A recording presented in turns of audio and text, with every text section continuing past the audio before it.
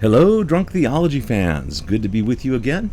I am so happy that you're joining me this wonderful October 14th, I believe it is. It's a beautiful Tuesday morning.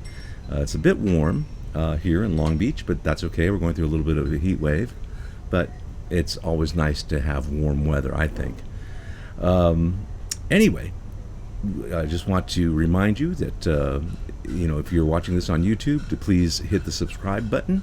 If you're watching it on Instagram, please go to my bio, go to the Linktree link that's there, and you can see all of the podcast and video platforms that we are on. Please join us, and also join Patreon. Patreon is a great place where you can get full lessons on the Bible. Right now I'm currently going through the book of Revelation, and I think you will totally enjoy it. You're only getting like 10-minute snippets on YouTube, but they're about 50-minute lesson. So be sure to tune in. All right. So without further ado, I'm going to get to the subject at hand today, and it's about our nation, the United States of America, and to the republic for which it stands. Anyway, what I want to talk about today specifically is about Christians in the United States and politics. Right now we're in a huge election cycle, and of course the way it's being pitted, it can be a very dramatic change for our country, perhaps, if the one side is saying the truth about the other side and vice versa. And the thing that I've noticed is that there seems to be a lot of division among believers, and that ought not be. And that's not to say that we are all to have the same political point of view. No way. Absolutely, that's ridiculous. It's like the old saying, our opinions, opinions are like noses. Everybody has one. So to have an opinion on a political party, on a person who is running for office, perfectly normal. You should be able to be free thinking and to think through your positions. I'm not a person that believes in taking a position solely based on one criteria. At the same time, there are things that believers do need to take into consideration regarding our relationship with Christ. And so I want to focus a little bit about prayer. Ezekiel chapter 22:30 says this: I looked for someone among them who would build up the wall and stand before me in the gap on behalf of the land, so that I would not have to destroy it. But I found no one. We are to be those who stand in the gap, who lift up our nation with all its favors and faults, before God's throne. And prayer is the key. Prayer is the key. Does that prayer mean that everyone's going to vote the same? No, not at all. Not that at all. But God is looking always continually for people to pray and to stand in the gap and to build up the wall, to build up the hedge, against enemies that would try to destroy the people of God. They would try to destroy the concept of God, the precepts of God.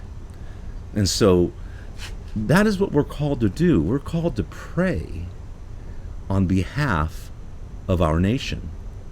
That's a very interesting thing, because certainly there are, I remember years and years ago hearing Alistair Begg, one of my favorite Presbyterian preachers. He is a great expositor of the Word. His eisegesis is excellent. I don't necessarily agree with everything he says, but most of it I think is wonderful and good food for the soul. I remember one time he said, about the one promise a lot of Christians cling to, if my people will humble themselves and turn from their wicked way, and pray, I will heal their land. And he brought up a very interesting point. He said, while yes, the promises of God are yes and amen to all who believe, Paul clearly teaches us that. There are some things that are very specific to Israel, that one in particular, because God tells them that he would heal their land. Whose land? Well, it would be the Jewish people, their land. So it's kind of specific to them, you see, because Christians don't have a land. I'm sure that there were Christians, though maybe misled, who were a part of the army of Nazi Germany. And I'm sure they probably prayed for victory, and of course they didn't get it because they were on the wrong side of it. But if you look at politics as simply us or just me, as Christians, we have to remember we have a global concept. We have a global view. We have a world missions view of this earth. So we cannot necessarily claim any particular land as our land, but we do have the responsibility to pray on behalf of the land that we are in. And if we will take that to heart, say, well, what am I supposed to pray about? Should I vote Democrat? Should I vote Republican? Should I be independent? Should I be libertarian? None of that really matters. None of that really matters. There are positions that certain parties take that may be anathema to some believers or to most believers. And we need to be careful of that. We need to be mindful of that. So what do we pray for? Well, Jeremiah 29, verse 7 says this: also, seek the peace and the prosperity of the city to which I have carried you into exile. Pray to Yahweh for it, because if it prospers, you too will prosper. I want to break that down. Now, Jeremiah is speaking to the Jewish exiles in Babylon. They've been carried away from their land, and now they are in the land of Babylon. They're going to be there some 70 years or so before they're freed up from the Babylonian regime. But while they were there, God gives this command through the prophet Jeremiah to seek the peace and the prosperity of the city to which I've carried you into exile. He says, pray to Yahweh, because if it prospers, you too will prosper. So the thing that we're to pray for is the prosperity of our city, of our country, of our nation.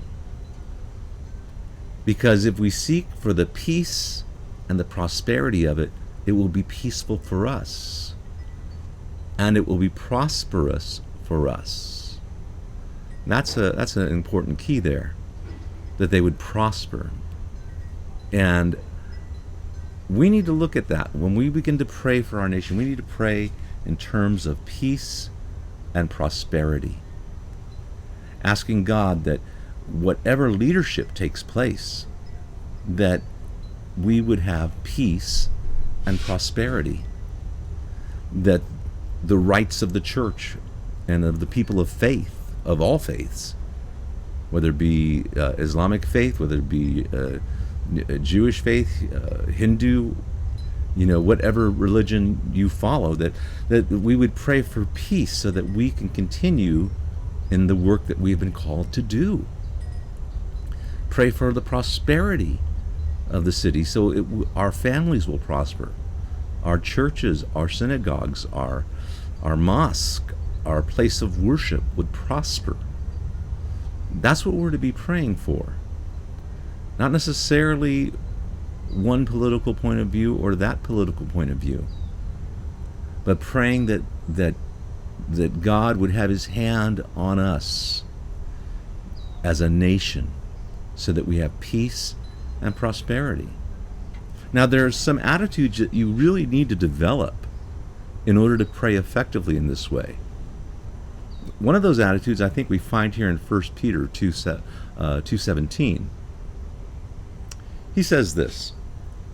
He says, Show proper respect to everyone. Show proper respect to everyone. That's one of the things I find disturbing, that we are in such a climate politically in our nation that there is no respect for people who do not have our view. And that's absolutely wrong. That's absolutely wrong. It pits believer against believer.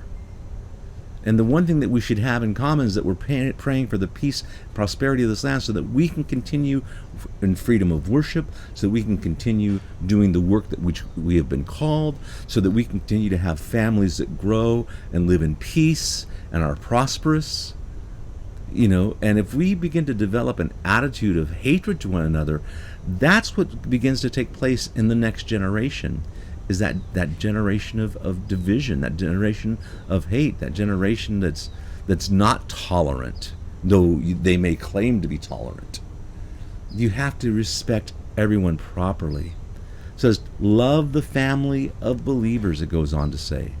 Love the family of believers. There are denominations that are totally different in mindset than one other denomination or the other. Yet they're all believers. They're all Christians. And we need to accept that maybe there's an area that they minister in. I remember, I pastored in a very poor area for about 10 years. And yeah, there would be things that I would say, boy, we need this, and too bad we don't have that. And the people who I'm ministering to don't have the resources to do this or that or the other. Like we ran for example, we ran a learning center. We gave free tutoring to whomever would want to come and receive free tutoring. And at first it started out with a handful of kids, and our volunteers, some of who were experienced teachers, some of them credentialed, they handled it, and it was great. But then news got around, and suddenly we had more kids and more kids. We got to the place where we had, we maxed out capacity. We were over 150 kids wanting to be tutored. And we didn't have the resources. I mean, my volunteers started, hey, I have my family thing, and obviously, right? And so, yeah, it would be nice if we had financial resources that we could actually hire maybe some college students to come in here and to provide tutoring. And so you look, and so maybe you might have a slant, maybe a congregation like that would have a slant toward a certain political point of view that maybe is, more inclined toward a welfare state. But then you have to be careful as a nonprofit accepting those kinds of funds.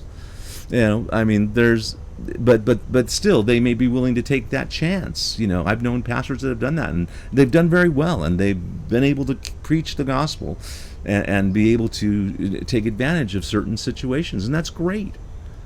And so you could see maybe that as opposed to maybe a congregation or a community of faith that's in a more a wealthy area. They may have a different political point of view. They're looking and saying we're being taxed to death, and we can't take this anymore because money only goes so far. You may make six figures, but like in California, 6 figures isn't that much. It really isn't, especially in SoCal. So you have to be careful. We have to love the family of faith. We have to love the family of believers and not develop wrong attitudes and mindset toward them. He says, fear God. I love that. He says, fear God. Show respect to everyone. Love the family of believers. Fear God. Put God in there, and He'll show you the right attitude to have. And especially for the next one, honor the emperor. That's an important one, because whether you like the emperor or not, it really shouldn't come into play when you're praying for him or her. You have to not have that kind of mindset. There have been presidents, I've been voting since 1978, and we've had some presidents that I really enjoyed and really liked. We've had some presidents that I did not agree with. And from a political point of view. In fact, is one of them. I won't say which one, but I found him quite charming. I found him. He's just a charming individual.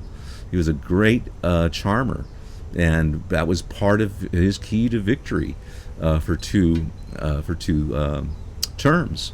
But the thing is this: we have to, I could sit there and say, I don't agree with him. I don't like him. I think he stinks. And that doesn't matter. I had to pray for him. Not only that, you have to develop the mindset that if you were a part of the Secret Service, that you'd be willing to take a bullet for that president. Even though you may completely, totally disagree with him. Even though you may completely, totally say, I'm not in line with his point of view. That's irrelevant. You need to be able to come to a place and a mindset and an attitude of Christ that you honor the emperor because you understand that they are there because God has placed them there. Maybe your vote didn't place them there, and that's why I've never liked this thing that I've heard, and I hear it quite often. Well, he's not my president, or he's my president. You know what? He's not anyone's president. Whoever the president is, they are the president of all the people. Not maybe you didn't vote for him, but he's your president. You see, when you develop that mindset, no, he's not mine. Well, you're beginning to walk in wrath and not in peace. You're beginning to walk toward the synagogue of Satan, which is a Revelation reference. You'll learn about that this week. But you're beginning to walk in that way rather than the people of God. The people of God pursue peace, and we're peacemakers.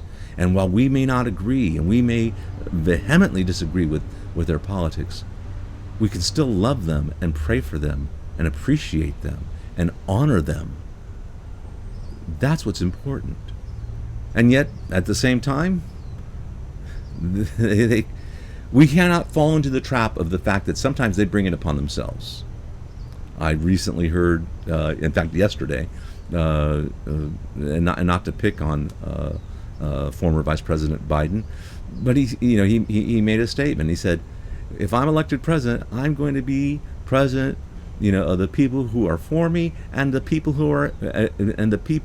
who voted against me. Those were those voted against me." I don't like that verbiage. Because if I vote for one person, it doesn't mean I'm voting against you. It just means that I fall more in line with their thought. But you see, if our leadership has the mindset of division, they are against me, that begins to trickle down into the mindset of the public.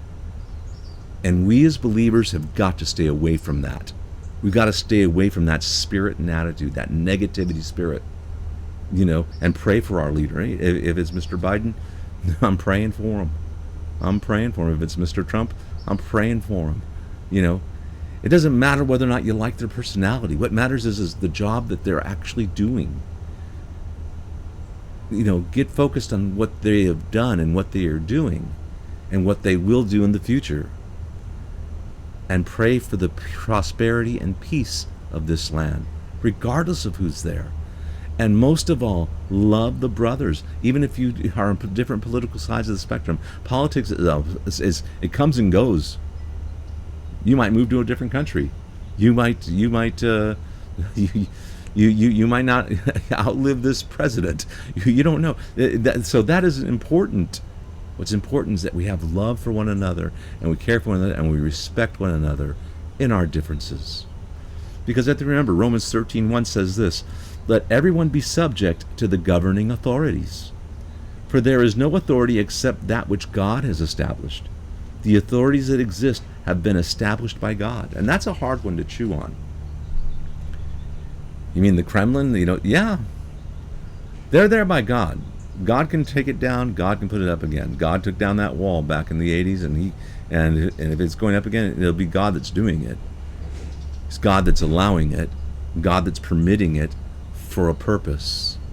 And we have to remember, we have a global purpose. We have a global view. You can get exaggerated on that too. don't take me down that road today. So, but don't become so idiotic. And when I use words like idiot and idiotic, I mean it. Go look it up. It's a very good word. Very good word. It's been unfortunately misused and misaligned and misrepresented. But we must not become so idiocentric that all we're looking at is ourselves. No, we have to look at the whole picture and let our heart and our mind and our spirit reflect that of Jesus and not walk in the ways of our flesh, because it's real easy to do. I know I can get that way too. Don't think I'm Mr. Perfect, but I've had this roadmap in front of me for a good part of my life, and I always try to stay on it because it promotes peace. And that's what we need among the brothers and sisters, regardless of who becomes the next president. 1 Timothy 2, and I'll go and close with this. 1 Timothy 2, verses 1 through 2 says this: I urge, then, first of all, that petitions, prayers, intercession, and thanksgiving be made for all people, for kings, and all those in authority. Yes, all those in authority. You may be a Republican. You need to vote for your Democratic senator. You may be a Democrat. You need to vote for that Republican governor.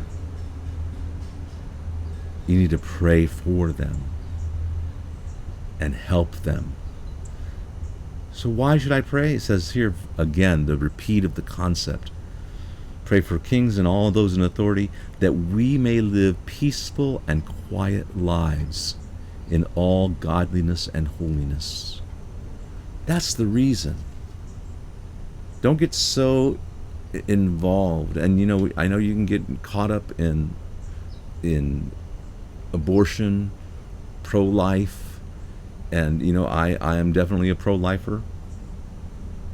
But you have to look beyond that, especially dealing with brothers and sisters, because you don't know what they've gone through.